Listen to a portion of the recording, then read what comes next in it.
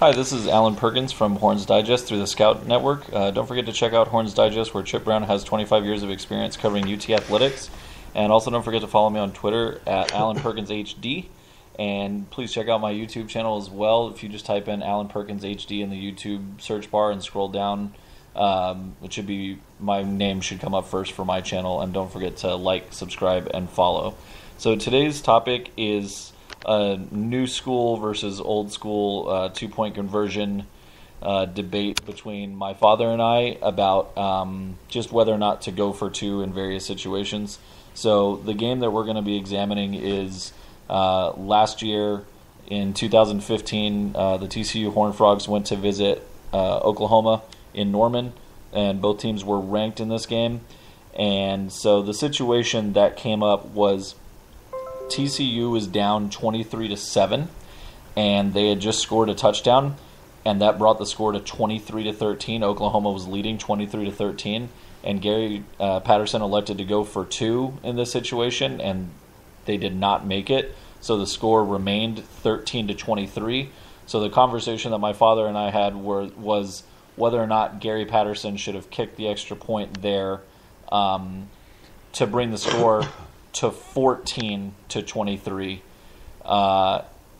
or if they make the two-point conversion, which they did try, that would have brought the score to 15-23 and made it an 8-point game, therefore being a one-possession game. So my dad thought that Patterson should have kicked it.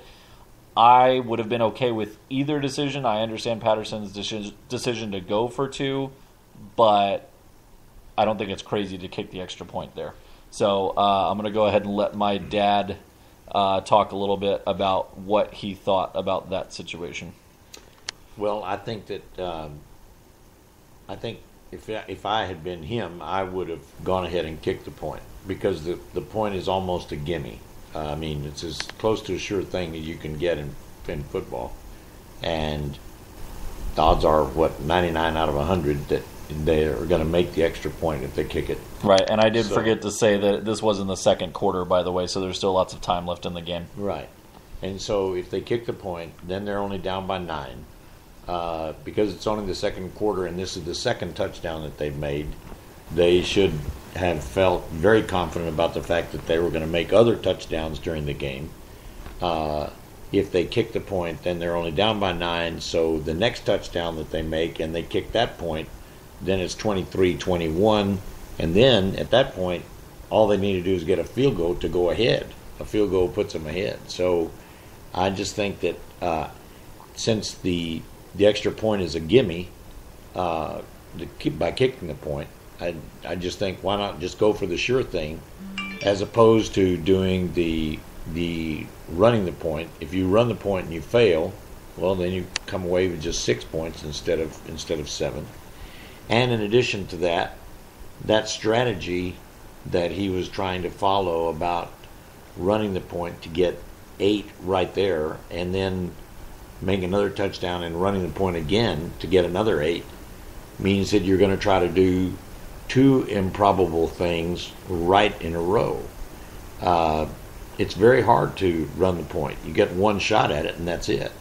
And you can't guarantee that you're going to make it. So I think it would have been smarter for all those reasons to go ahead and kick the point. And that's what I would have done. So the reason that I'll put it this way.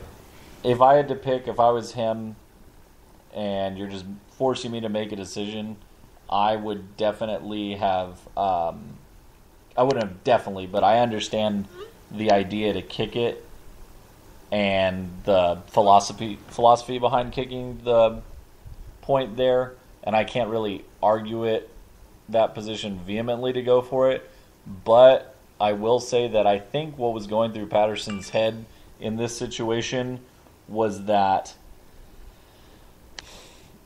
let's put it this way, when it's 13-23 and you're kicking the extra point, you're down 10 at that point.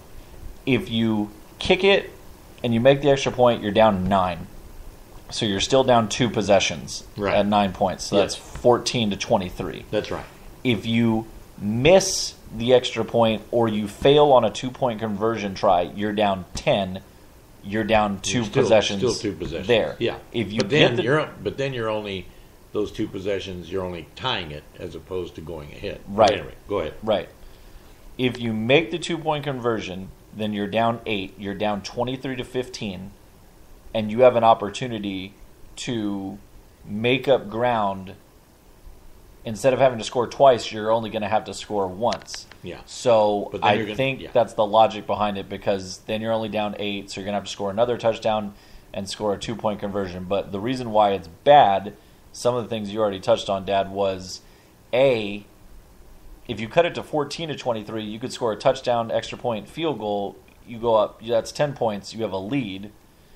And the other problem is, generally speaking, year in and year out, both in the NFL and in college, the league-wide percentage for the NFL, or the national percentage of success rate for both NFL and college, is roughly hovers around 50% for every single team when you average out every single try for the whole year for all the teams. When they're trying to go for 2? When they're trying to go for 2. Uh-huh. So... yeah, so it's 50-50 deal. That's not good. And that's just on one 2-point conversion. And in this scenario, you're betting on two 2-point conversions, because you're betting that you're going to get the first one, and then that you're going to get another one after scoring another touchdown to get the 8 points, which I guess mathematically would bring it down to a 25% probability if you're taking the 50% and then having to accomplish that twice.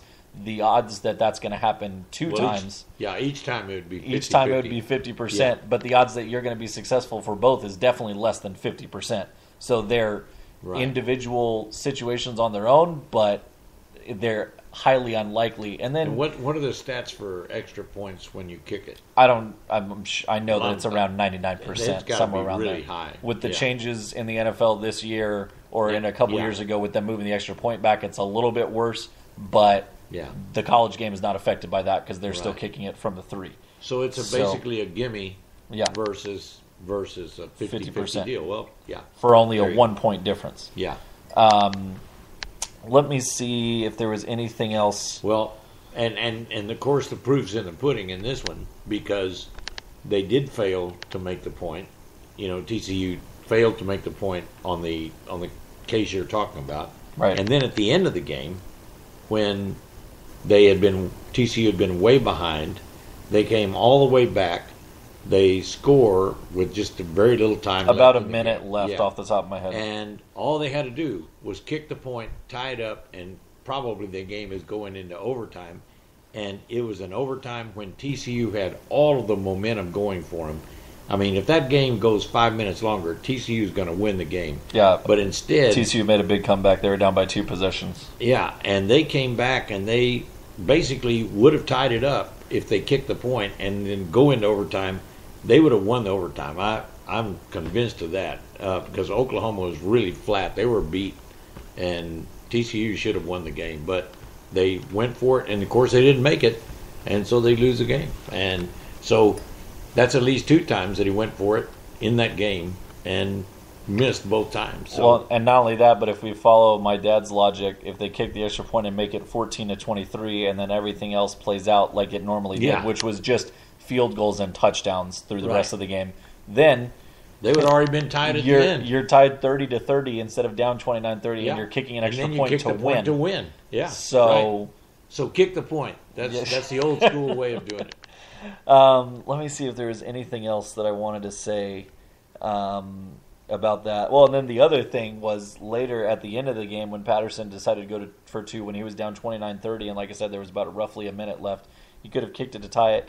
But at that point, I don't remember if it was for the duration of the whole game, but at least at this point in the game, TCU's quarterback, Boykin, was out of the game, and TCU had their backup quarterback in. So that's even more reason not to go for it because your backup quarterback's in the game. And I know for a fact that the play that TCU ran in that situation was not anything special. It was not some inventive 2-point play or some creative play call. It was just a basic football play, and to me that even lessens your odds. I could understand it if you would say, okay, we've got this great play that we've been holding on to for 2-point plays, or a 4th down and short situation. Or if Trevon Boykin had been right, or if Trevon Boykin guy has been a superhuman player, you know. So having your backup quarterback makes that situation even a crazier decision. The only thing that I could think, and I didn't see anything about this, but the only thing that I could imagine is with Patterson going for 2 at the end of the game and also in the middle of a game, which is a really weird situation to go for it. I have to think that there were other factors, be it injury or fatigue, especially at the end of the game, that caused him to make that decision just because he's such a solid coach as far as fundamentals and game management. I agree. That there might have been factors that people on the outside weren't aware of. Right. Because that he knew about and we don't. Yeah. Considering his resume, it seemed like a very odd decision. Right. So, anyways, that's the Perkins podcast for today. I appreciate that y'all came to listen, and thanks to my dad for joining us on this episode. Make sure that you check in weekly. I try to do a couple podcasts a week, and I really appreciate y'all listening. Today is Friday, November 25th, the day before my birthday. And I appreciate y'all listening, and we will talk to you soon. Have a good night. Thanks a lot. Bye. Goodbye.